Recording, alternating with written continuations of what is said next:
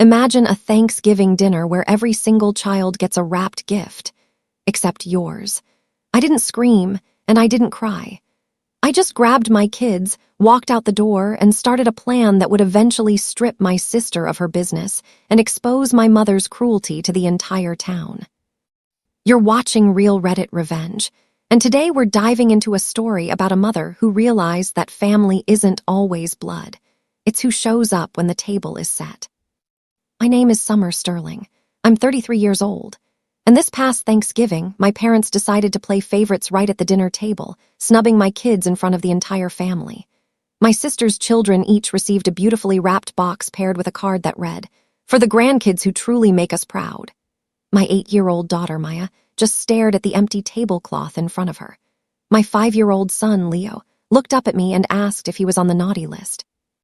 My nephew, Hunter, who's 14 and clearly lacking a filter, glanced over at my kids and literally chuckled. He actually said, "I guess you guys didn't make the cut." I didn't cause a scene. I didn't shed a single tear. I simply gathered my kids, grabbed our parkas, and walked straight out of my parents' front door without looking back. Once we got home, I dropped one single text into the family group chat, and within seconds, my phone was blowing up. My mom, my dad, and my sister Valerie were calling me incessantly. But here's the kicker they didn't see coming. What I did next was going to cost them way more than a cheap gift bag. Welcome back to Real Reddit Revenge, the home for stories about everyday people standing their ground, drawing lines in the sand, and taking back their power. If you've ever been the black sheep or the one your family conveniently forgot, this story is for you. Hit that subscribe button and drop a comment down below if you've ever dealt with holiday drama. Now, let's get into how this mess actually started. My family hails from a tiny town in Ohio called Cedar Creek, population maybe 12,000 on a good day. My dad, George, is a retired foreman from the county highway department. My mother, Brenda, is the head of the altar guild at the local Methodist church and basically thinks she's the queen bee of our neighborhood. My older sister, Valerie, married a guy named Grant Miller about 15 years ago. He's a dentist with a private practice that does pretty well for itself. They've got 3 kids, a massive suburban house, and 2 shiny German SUVs parked in the driveway. I took the road less traveled. I got a degree in baking and pastry arts from a school in Cincinnati. I married a guy named Derek when I was 24. He was a total sweetheart in public, but a complete control freak behind closed doors. He dictated who I could grab coffee with and tracked every cent I spent. When I realized he'd scrubbed my name off our joint bank account without saying a word, I packed my bags and filed for divorce. I was 28. Maya was 3, and Leo was just a tiny 5-month-old baby. I moved back to our hometown and found a little 2-bedroom place on Pine Street, about 15 minutes away from my parents. I started over from scratch with a heavy-duty mixer and a home bakery permit. I called my business Sterling Sweets. I specialized in salted caramel apple galettes, brown butter pecan tarts, and honey lavender shortbread. Every single recipe was mine, perfected late at night while the kids slept, and the kitchen was the only place I felt like I was in charge of my own life. 2 years in, I had a solid flow of weekend orders and a decent following on the gram. It wasn't get-rich-quick money, but it kept the lights on and paid for Maya's gymnastics classes. But my parents, they never really moved past the divorce. It wasn't that they were best friends with Derek. They barely knew the guy. They just treated his absence like a rainy day, unavoidable and annoying. What they couldn't wrap their heads around was me choosing to walk away. In my family's world, being a divorcee was a bigger sin than being miserable. At least if you're miserable, you're quiet about it. The cold shoulder started slowly. My mom stopped our Sunday morning catch-up calls. My dad's monthly pop-ins turned into whenever I'm around, which, as it turns out, was basically never. Meanwhile, Valerie's kids got the royal treatment. Birthdays at my parents' house meant giant inflatable water slides, expensive catering from the local bistro, and 30 people singing around a massive custom cake with their names in fancy gold leaf. When Toby, Valerie's youngest, turned 7, my mom spent nearly $500 just on balloons and streamers. I know because she bragged about the total at Sunday dinner like it was a badge of honor. Leo turned 4 that same month. My mom claimed money was a bit tight that week. She sent a $20 gift card to a big box store that showed up 3 days after his birthday. Maya noticed. Kids are like sponges, they see everything. She stopped asking to go to Nana's house and started asking why Nana never bothered to come to ours. I tried to address it once, very calmly, over tea in my parents' kitchen while the kids were on the swings out back. I said, "Mom, the birthday situation." The kids are noticing the difference. Brenda just stirred her tea, not even meeting my eyes. She said, "Valerie needs more support, Summer. Grant works such long hours at the clinic. You've always been the independent one. You should take that as a compliment." A compliment. That's what she called it. I didn't bother arguing after that. I lowered my expectations to 0. But I didn't stop showing up entirely because every few weeks, Maya would look at me with those big, hopeful eyes and ask, "Can we go see Grandma? Maybe she'll actually play a board game with me today." So I cut the visits down. Monthly turned into major holidays only. Thanksgiving, Christmas, maybe Easter if I felt up to it. Just enough to let my kids think their grandparents knew who they were. Just enough to keep a peace that I was already losing. Thanksgiving morning, 6:45 a.m. My kitchen was a cloud of cinnamon and toasted pecans. Leo was perched on the counter with a spatula, happily licking caramel off the end. Maya was at the table, carefully wrapping a drawing she'd made for Grandma in some leftover craft paper. It was one of those handprint turkeys, signed in her best second-grade handwriting. I carefully slid my signature salted caramel apple pie into its travel carrier. This was the one dessert everyone begged for at every family function. The one Brenda would serve to her church friends and let them believe she'd baked it herself. I never called her out on it. Correcting her took more energy than I had to give. We piled into the SUV for the 20-minute drive across town. I pulled onto Maple Drive and saw Valerie's white Lexus SUV already hogging the prime spot in the driveway. Grant's dark blue BMW was right next to it. My parents' house was glowing, every light on like a scene from a movie. Inside, the table was set for 10 people. A massive turkey sat in the center, with name cards written in Brenda's perfect, loopy script. I pulled out a chair for Maya and just froze. At Hunter's spot sat a shiny, silver gift bag. At Sophie's spot, another one. At Toby's, a third. At Maya's place, just her name card on an empty table. At Leo's, the same. I stared at those empty spaces for a long beat. Then I set the pie carrier on the counter. Nobody came over to say hi. Nobody thanked me for bringing the dessert. My dad, George, gave me a stiff handshake, not a hug, a handshake, like I was a contractor returning a drill. I told myself the bags were just party favors for later. I told myself they had something for everyone tucked away in a closet. I told myself a lot of lies that year. Most of them were dead wrong. The dinner conversation was the Brenda and Valerie show. My mom went on and on about Valerie's new kitchen renovation.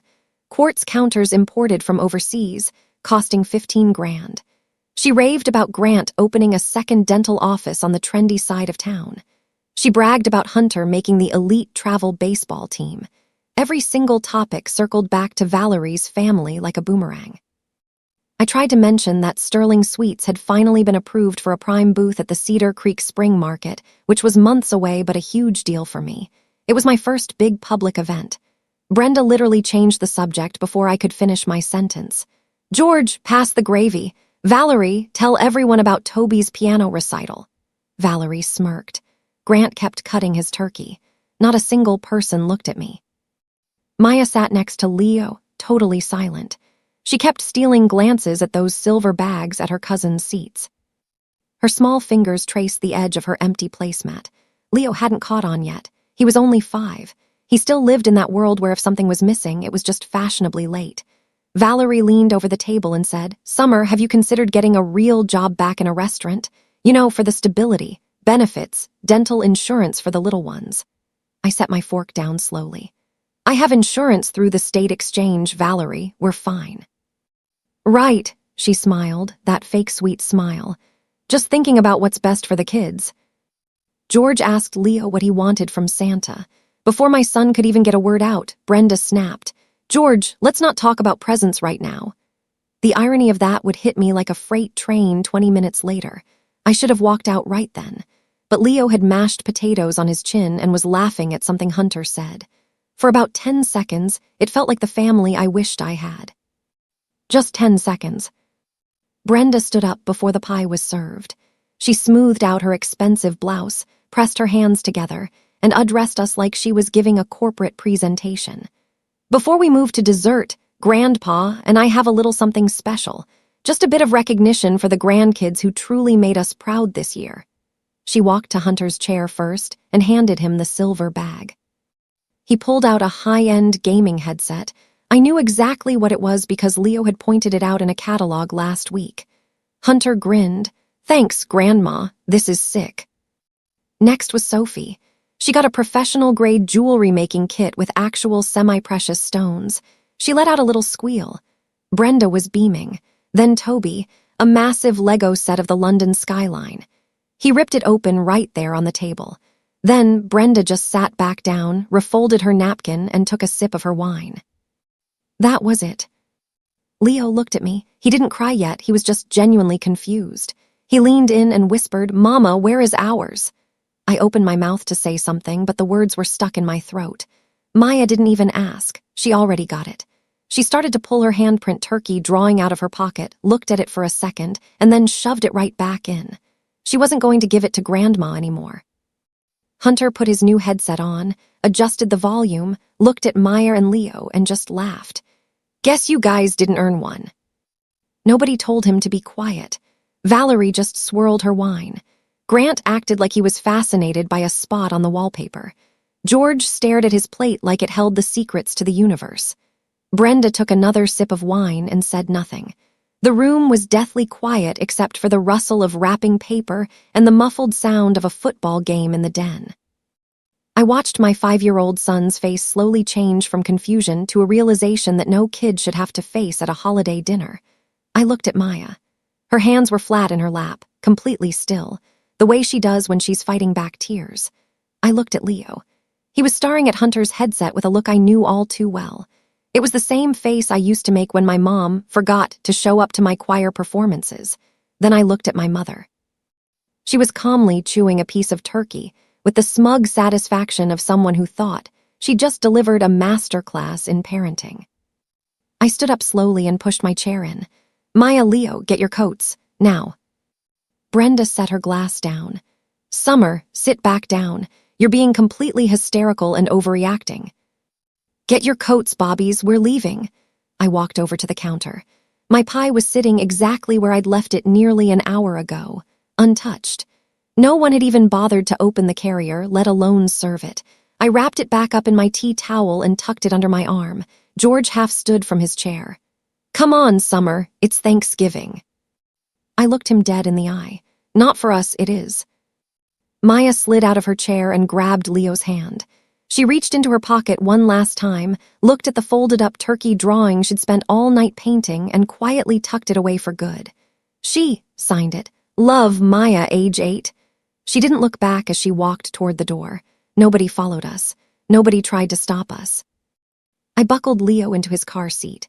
Maya hopped in the other side and clicked her own belt. I cranked the engine, backed out of the driveway, and left Maple Drive behind. I halfway expected someone to run out onto the porch. A shout, a hand on the window, a "wait, let's talk." But the porch light just stayed on and the front door stayed shut. The drive home was a silent 20 minutes. Leo fell asleep against the window within 5 miles. Maya just sat there, staring at the passing streetlights. She didn't speak until we pulled into our own driveway. "Mama, why doesn't Grandma like us?" I killed the engine and just sat there in the dark for a minute. The clock on the dash said 7:14 p.m. "Grandma is making some very poor choices right now, sweetie. And that is not your fault, and it's not your job to fix it." I carried Leo inside, tucked him into the sofa with a fleece blanket, and stood in the kitchen staring at my phone. Our family group chat, Sterling Family Ties, was sitting at the top of my inbox. 19 members, though it was usually just the same 5 people talking. The last post was Brenda sharing a recipe for pumpkin bread 2 days ago. I typed out a message that was short, sharp, and final. "Do not bother inviting us again. We are not your punching bags or your punchlines." I hesitated, then added one more line. "Your real gift is on the way." I didn't even know what that meant yet. I just hit send. Within 30 seconds, I had 4 missed calls. Mom, Dad, Valerie, Mom again. Then the texts started flooding in. Brenda, you are being so dramatic. Call me this instant. Valerie, seriously, it was just a few gifts. Don't be so sensitive. George, your mother is in tears. This is unnecessary. I flipped my phone face down on the granite counter. I walked to the fridge, cut 2 huge slices of that salted caramel apple pie, the one my family didn't think was worth their time, and put them on plates. Maya sat down across from me. We ate in total silence, just the two of us, while Leo snoozed on the couch and my phone buzzed against the counter like a trapped insect. I didn't pick it up. I didn't know what your gift is on the way meant at that moment, but I knew I was done playing their game. The next morning, I woke up to 47 unread messages in the group chat. Brenda had written a literal manifesto, 4 paragraphs, perfect grammar, clearly drafted in her notes app first. Her reasoning: the gifts were performance-based rewards. Hunter made the honor roll. Sophie won the regional spelling bee. Toby got a Good Citizen award at his school. It was meant to be aspirational, she claimed. She wrote, "We were simply hoping it would motivate Maya and Leo to strive for more." Leo is 5. He's in pre-K. His biggest academic achievement this year was finally learning how to zip up his own coat without getting the fabric caught. George sent me a private DM separate from the group. "Your mom didn't mean to hurt feelings. Just come over for Christmas and we can smooth this over." Valerie chimed in too. "If your kids were actually involved in extracurriculars, they probably would have gotten something. Don't blame mom for your lifestyle choices." I read every single word twice. I took screenshots of everything. I didn't reply to a single person. At 9:00 a.m., I called Mrs. Gable. She owns the boutique flower shop downtown. She's nearly 60, a firecracker originally from Texas, and the kind of woman who doesn't sugarcoat anything. She's been my biggest cheerleader since I moved back. She buys 2 dozen of my lemon lavender scones every Friday morning for her customers. I told her the whole story. The silver bags, the proud speech, Hunter's comment, the walkout. Mrs. Gable was quiet for a long moment. Then she said, "Sugar, that isn't tough love. That's just being mean-spirited with a name tag on it." I let out a breath I'd been holding for 12 hours. "Keep those messages," she warned me. "Every single one. You're gonna need them later." I didn't know why yet, but I hit save on every screenshot. December rolled in cold and lonely. No calls from Brenda, no visits from George. The group chat was a graveyard. Everyone was waiting for me to cave first. Instead, I poured every ounce of my energy into Sterling Sweets. My holiday orders doubled compared to the year before, mostly through word of mouth. I knocked out 73 orders in 3 weeks: ginger snap tarts, cranberry orange biscotti, and my signature apple pie. The same pie that sat untouched on my parents' counter was now selling out every Saturday morning from my own kitchen. I officially submitted my application for the Cedar Creek Spring Market.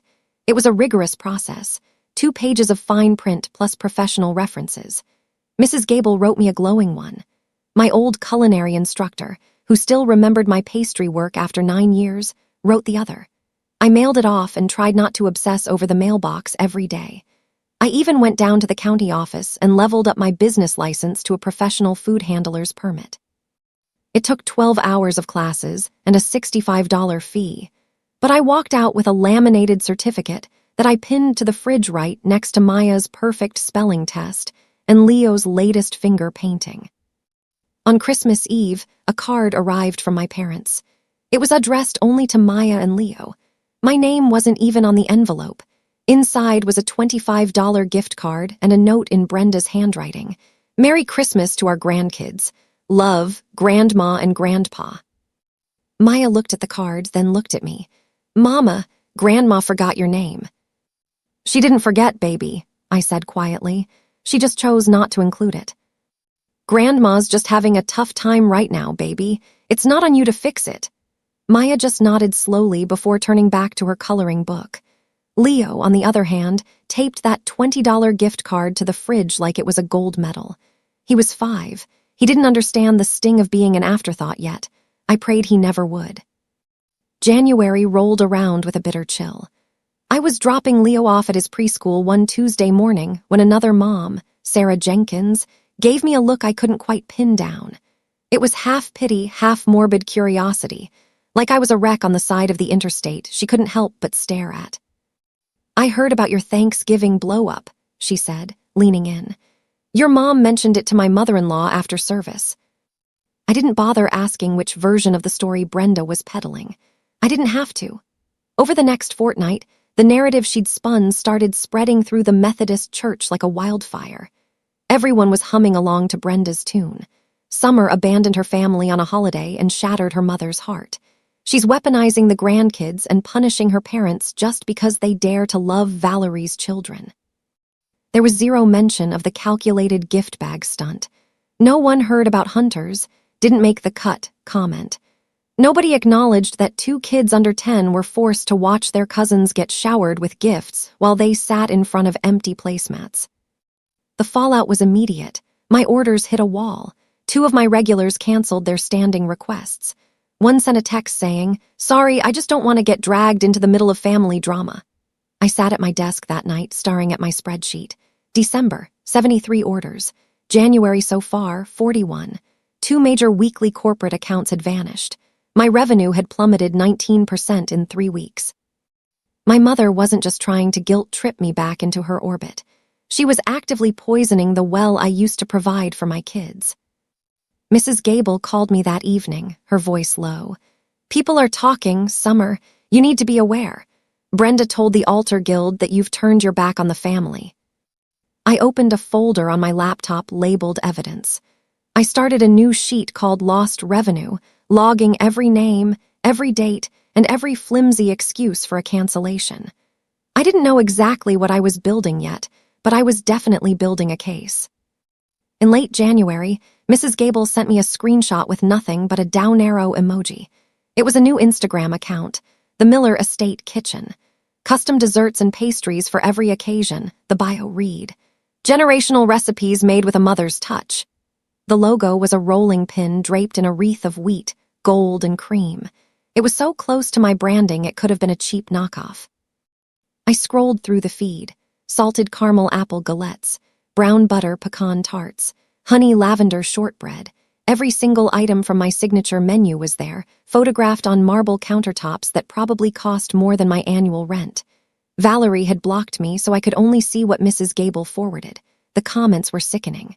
"These look divine. Can I order for my bridge club? I love that you're keeping the family traditions alive." Valerie's reply was the same every time. "Thank you so much. My grandmother taught me everything I know." Our grandmother didn't bake a day in her life. She lived in a high-rise in Columbus and spent her time playing high-stakes bridge. She died when I was 12. She never once stood in a kitchen with either of us. I checked the county database. There was no filing for the Miller Estate Kitchen. No business license, no health permit, no food handler's certification. She was running an illegal commercial kitchen out of her house. But what made my blood run cold wasn't the legal shortcut. It was her latest post, a photo of her version of my apple galette, my recipe, the one that took me 14 trial batches and 3 months to nail down.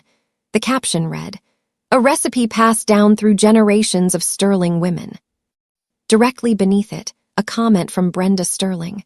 "So proud of my girl. We can only invest in one family, Summer." She said those exact words to me 6 months ago when I asked her to share my business flyer. Now, I finally understood the threat behind them. By February, I'd had enough. I called a small business attorney in the next town over, Rachel Kim. Her office was tucked above a dry cleaner, and she offered a free 30-minute consult. I brought a folder, a thick one. Rachel flipped through it with the stoic expression of someone who deals with betrayal for a living. I showed her my Sterling Suites registration from 2 years ago, 153 dated receipts, 28 Instagram posts going back nearly 2 years with original photos, my handwritten culinary school journals with red-inked notes from my chefs. Rachel looked up. "How long has your sister been doing this?" 3 weeks, I said. "Does she have training?" "She took a 1-day cupcake decorating class at the YMCA in 2019. Rachel closed the folder. "You have what we call common law trademark through prior use. If she tries to register a name or product line that creates consumer confusion, we can block her." She pulled up Valerie's Instagram and compared it to my logs. This isn't competition, Summer. This is identity theft. Keep documenting every post and every comment where she claims these are family recipes. If she files for a trademark, we're going to war. I drove home with the windows down, even though it was 38 degrees out. For the first time in months, I felt a sense of clarity. Late February brought a win. My confirmation for the Cedar Creek Spring Market. Booth 14, right between Mrs. Gable's flowers and the local honey guy. Opening day was the third Saturday in March. That same afternoon, I got a call from the market coordinator, Deborah. She sounded like she was walking on eggshells. Summer, I wanted to give you a heads up. We just got another application for a bakery booth. The menu, well, it's almost identical to yours. She didn't name Valerie. She didn't have to. Is the applicant licensed? I asked. A long pause. That's a matter for the county to handle. Valerie had applied to my market. Someone had tipped her off. 3 months of silence from my family, and now my sister was trying to set up shop 3 tables away from me. Her follower count had hit 900, fueled by Grant's dental practice, money, and professional photography. Mine was hovering at 600. I looked at my spreadsheet. Revenue was down 44% from December. A customer messaged me that week. Your sister said she's the one who taught you the basics. Is that true? I stared at the screen, heart pounding. No, I have a degree in pastry arts. I developed those recipes myself. The reply came back. Oh, she made it sound like you were the one who copied her. I screenshotted the exchange and sent it to Rachel. 44%. That wasn't a seasonal dip. That was a woman with a dentist's bankroll and my stolen recipes systematically dismantling my life. Early March, Mrs. Gable called me on a Wednesday. Her voice was tight. Get to the shop. Now, you need to see this. I was there in 9 minutes. Mrs. Gable was holding her phone out like it was a smoking gun. Her daughter, Jess, was friends with Valerie's babysitter, a college girl named Alyssa. Alyssa had been cleaning out her screenshots folder and accidentally sent a batch to Jess instead of her roommate. They were group chat screenshots, but not from the Sterling Family Ties thread. This was a private one. 3 members, Brenda, George, and Valerie. The chat name? The Planning Committee. The messages were dated 2 weeks before Thanksgiving. Brenda, get gift bags for the 3 kids. But not Summers. She needs to understand there are consequences for distancing herself. Valerie, Grant can get the headsets at cost. I'll grab the rest. This is going to be hilarious. George, is this really the way to handle it? Brenda, if she wants to be part of this family, she needs to fall in line. This will motivate her. Then, a message from the day after Thanksgiving, right after I walked out. Brenda, she'll come crawling back by Christmas. Just watch. I read those messages standing in a shop that smelled like eucalyptus and cold water. My hands went totally numb. It was never about achievement or making them proud. It was a coordinated, deliberate attempt to humiliate an 8-year-old and a 5-year-old just to force me into submission. Mrs. Gable didn't say a word. She just squeezed my shoulder until I could breathe again. If you've ever realized that the people who were supposed to protect you were actually plotting to hurt you, you know how this feels. You know why I couldn't stop now. On March 1st, Rachel called. Your sister just filed a state trademark application for the Miller Estate Artisan Sweets. Her product list is a carbon copy of yours. Can she get away with that? Not a chance. Your documentation is airtight. Every receipt and post predates her by nearly 2 years. I'm filing an opposition today. The filing fee was $1,500. I paid it using the money I'd saved for a new commercial mixer. The mixer could wait. My reputation couldn't. That same week, Valerie posted a photo of her apple galette. Golden hour lighting, marble background, a single sprig of rosemary. Grandmother's recipe perfected.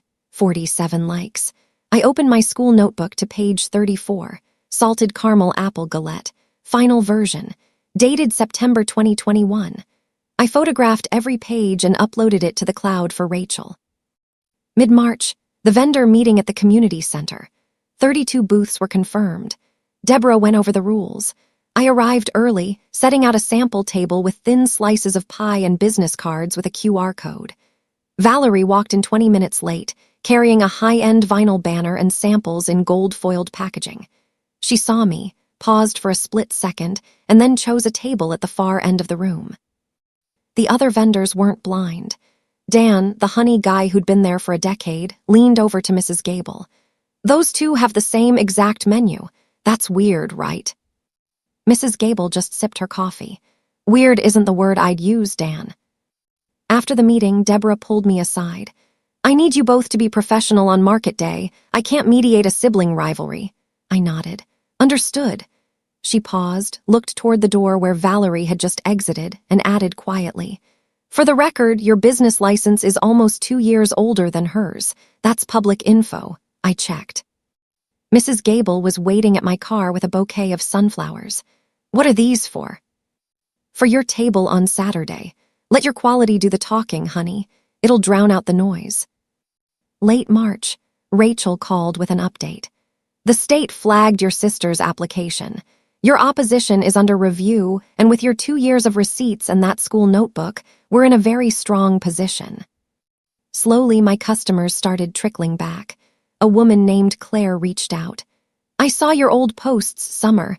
I compared the timestamps. I didn't realize you were the original. I feel terrible. I ordered from Valerie twice." "You didn't know," I told her. She ordered 3 pies that week and told her entire book club the truth. I didn't trash talk Valerie. I didn't mention the trademark war.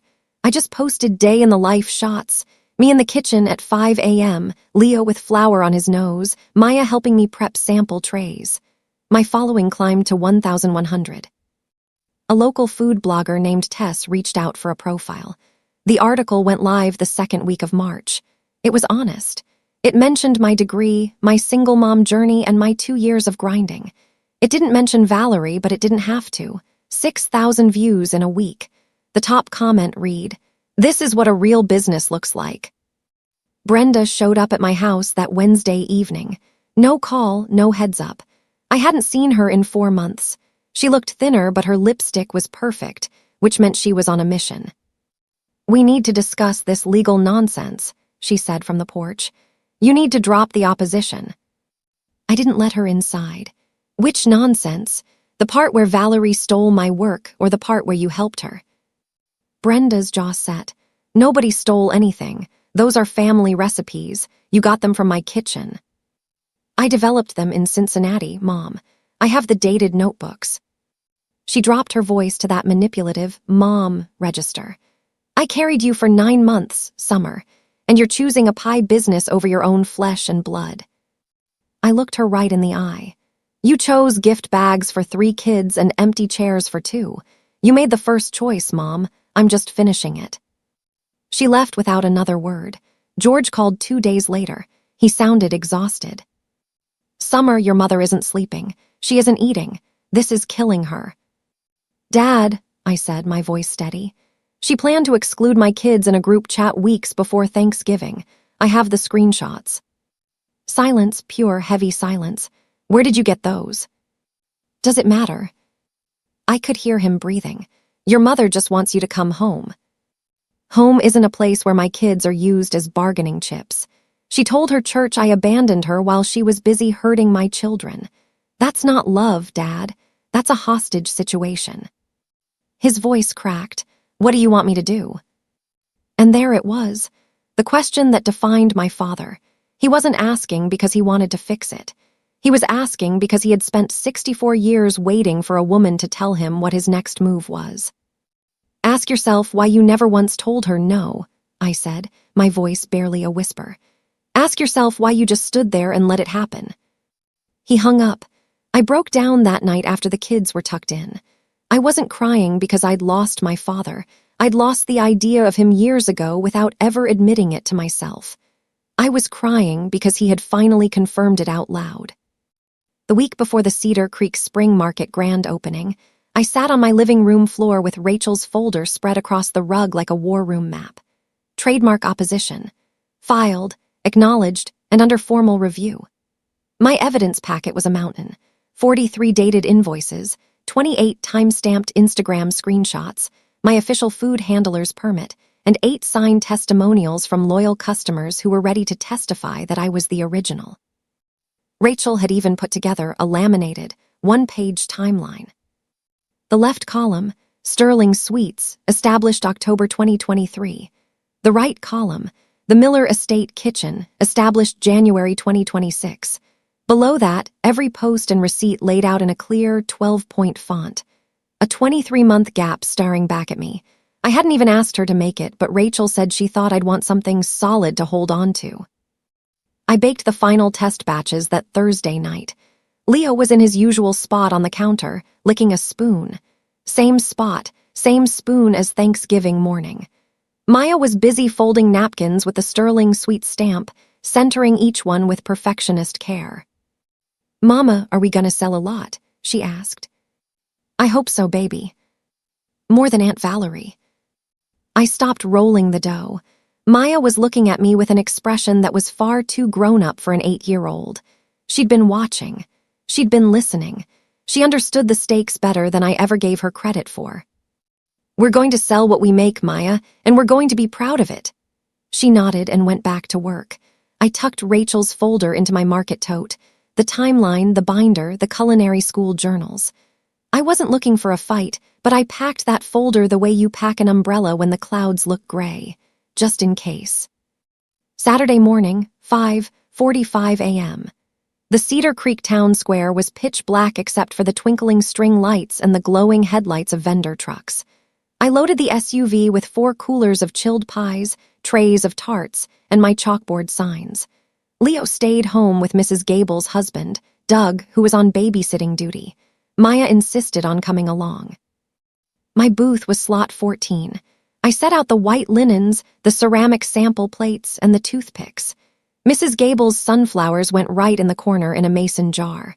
Maya taped her own drawing to the front of the table, Sterling Sweets, made with love. 3 booths down, Valerie arrived at 6:30. She had a massive, professional vinyl banner and gold-foiled boxes stacked in a custom crate.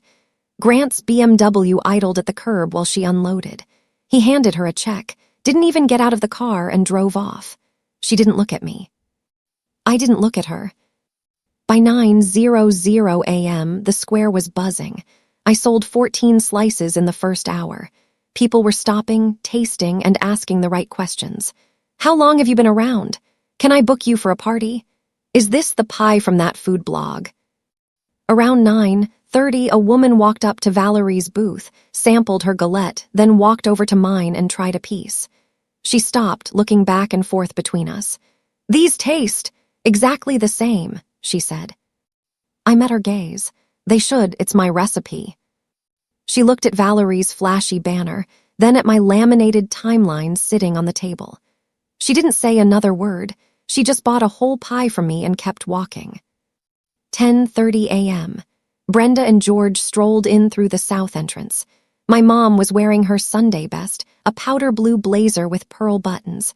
George trailed behind like he was her shadow. They went straight to Valerie's booth. Brenda gave her a loud, dramatic hug.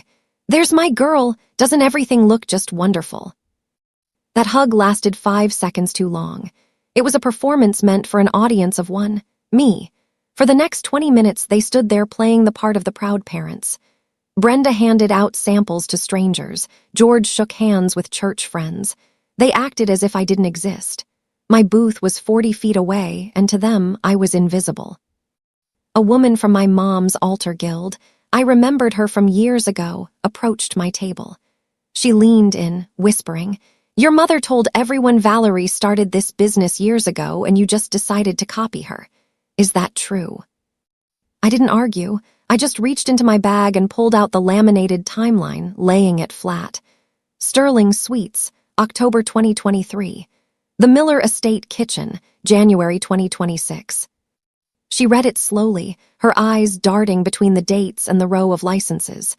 She looked at me, then down the row at Valerie, then back at me.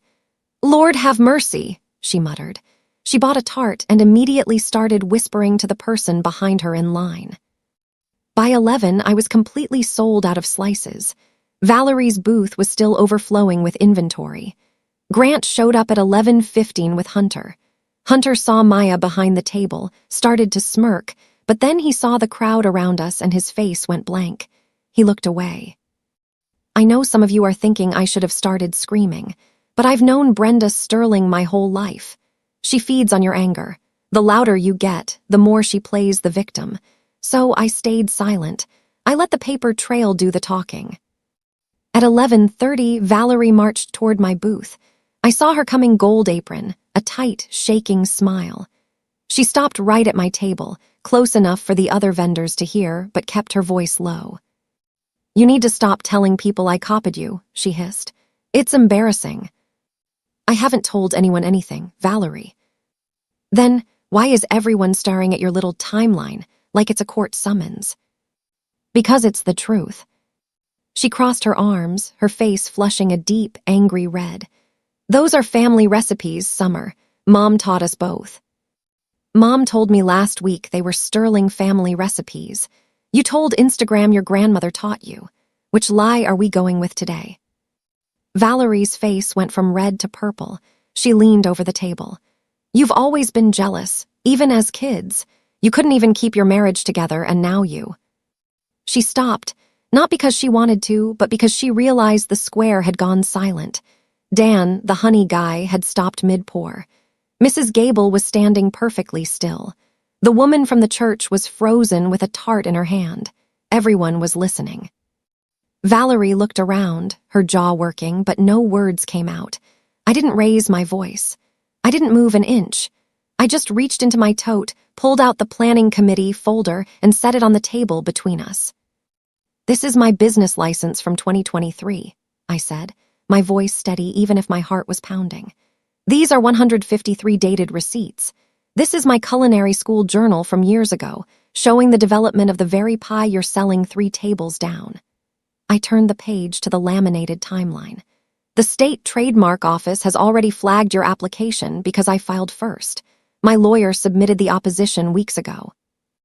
Valerie stared at the folder like it was a live grenade. "This is insane. You're crazy." "It's not crazy, Valerie. It's a paper trail." Brenda pushed through the crowd then. About 20 people were watching now. "What are you doing? Stop making a scene." "I'm not making a scene, Mom. I'm just showing everyone the truth. Isn't that what you wanted? For me to be honest with the family." I reached into the folder one last time. I pulled out the planning committee screenshots, the messages from 2 weeks before Thanksgiving, Brenda's text about the gift bags, Valerie's joke about the headsets, my dad's weak hesitation, and Brenda's final jab, "She'll come crawling back by Christmas." Brenda's face went white, not pale, ghostly, blood-drained white. Valerie tried to pivot to the crowd, palms up like a politician. "She's lying. She's always been bitter because her life is a mess."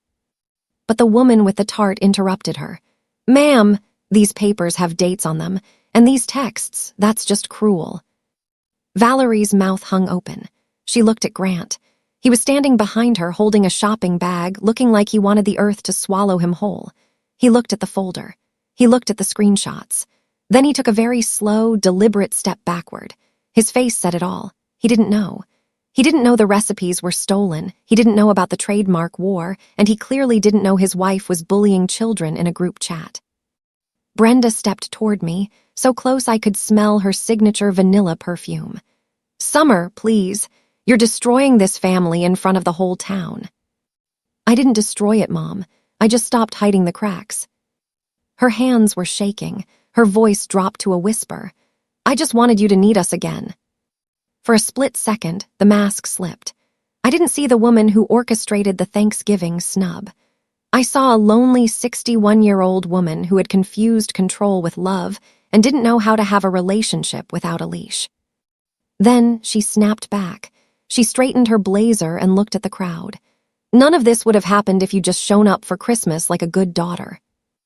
And just like that, the moment was gone. She couldn't separate love from obedience. Deborah, the market coordinator, stepped forward with her clipboard. "I've reviewed the records," she said loudly. "Ms. Sterling's license predates the other application by nearly 2 years. The overlapping menu has been flagged, and I'll be forwarding this to the County Food Safety Office for an unlicensed kitchen review. Translation: Valerie was cooked. Her booth was done.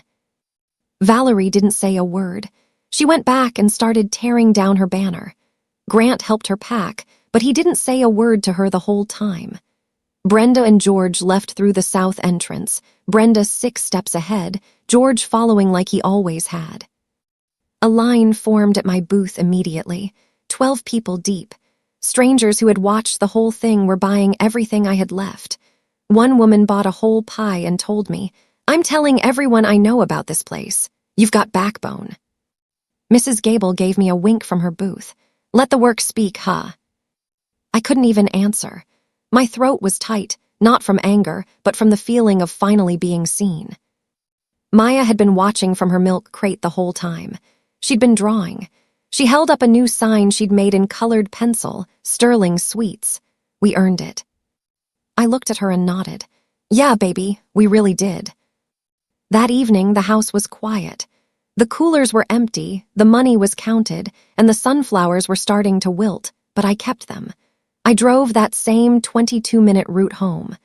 Leo had fallen asleep at Mrs. Gable's, and he stayed asleep when I carried him to the couch, trusting that he was safe. I sat in the kitchen, made a cup of tea, and opened my phone. The Sterling Family Ties group chat had 31 unread messages. I didn't open them. I typed, "I wish you all the best, but we are done. Do not contact me or my children. If you ever respected us, you'll respect this boundary." I hit send. Then I left the group. I blocked Brenda. I blocked Valerie. I kept George unblocked, not because I expected him to change, but because I wanted to leave one door cracked just in case he ever decided to find his own voice. He hadn't earned that yet, but I wasn't ready to say he never would. The phone stayed silent. No buzzing, no drama. For the first time since Thanksgiving, the silence wasn't a punishment. It was peace. I cut 2 slices of pie, the same pie from the same table. Maya sat across from me. "Mama, are we gonna be okay?" "Maya, we already are." By May, Sterling Sweets was a staple. Every Saturday, slot 14. Revenue was up 200% from that January low. Not because of the drama, but because the food was actually good. Rachel called to tell me the trademark opposition was successful. Valerie's application was rejected. My menu was legally protected. Valerie's Instagram went dark. Brenda hadn't reached out. George sent one text in late April. "I'm sorry, I should have stopped it." I didn't reply, but I didn't delete it either. In May, I started a new tradition. Summer's Thanksgiving. Why wait for November to be grateful? Mrs. Gable and Doug came over. Maya set the table. I went to the store and bought 2 sparkly silver gift bags. I filled them with homemade caramel apples and hand-painted cards. One for Maya, one for Leo. Leo opened his like it was the best thing he'd ever seen. Maya read hers quietly and tucked it into her pocket, the way she does with things she wants to keep forever. I used to think family meant showing up no matter how small they made you feel. I don't think that anymore. Family is showing up for the people who show up for you.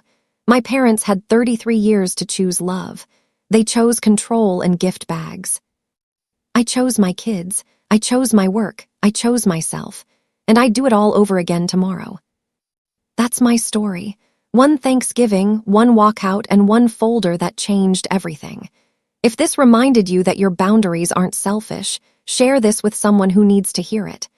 Drop a comment, hit subscribe to Real Reddit Revenge, and I'll see you in the next one.